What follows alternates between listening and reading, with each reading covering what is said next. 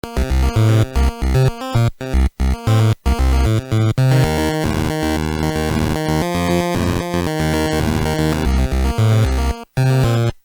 Arsenal light gun was made in 2003 and was distributed by Arsenal for the Sony PlayStation 1 and 2. Besides the blue version, an orange unit was also offered. Furthermore, there is a green variant which solely supports the Microsoft Xbox. One of the standout features of this controller is the optional second hand grip, which folds down from the top. Although the mechanism isn't latching, it doesn't feel cheap as the hinge is very strong. The shell is very solid and sturdy. The ghost ring sights are fairly unusual for a light gun, but they work very well.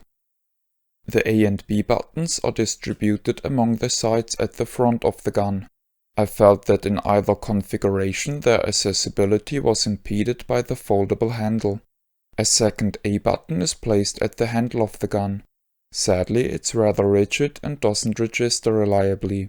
Start and Select are placed at the left-hand side of the gun. Next to them is the gun mode selector switch. At the opposite side is a fire mode switch, which offers normal, auto-reload and auto-reload plus auto-fire as available options. The reload capacity is 6 shots. Below the backside is a wave D-pad and an ambidextrous pair of C buttons. At the bottom of the handle is the on-off switch for the rattle-based force feedback. This force feedback is slow and rather weak. The trigger is tactile but rather stiff and just actuates far back. Personally, I don't like it. Many of the buttons actuate before the electronic contacts are closed. In order to press them reliably, they have to be pushed very hard, which is inconvenient.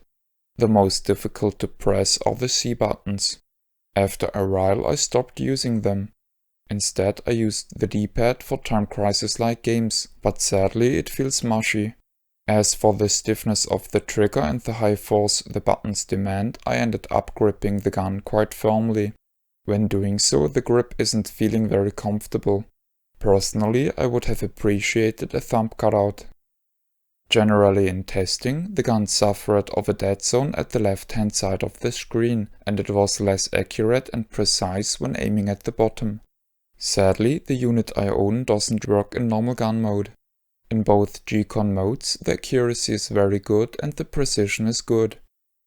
Personally, I don't like the Arsenal light gun. I appreciate very much that the creators tried to make something unusual and different, but ultimately I think they failed. I am afraid I don't get the concept of the second handle, as most handguns can already be held with 2 hands comfortably anyways. The Arsenal light gun is not terrible by any means, but it doesn't have a tangible advantage over many other light guns.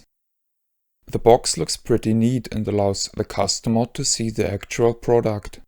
Personally, I had to grin when I read the statement "realistic true-to-life light gun", as to me this controller is more of a creative fantasy piece, rather than a simulation of a firearm or arcade gun. This is the end of the review. My name is Ben. I thank you for viewing.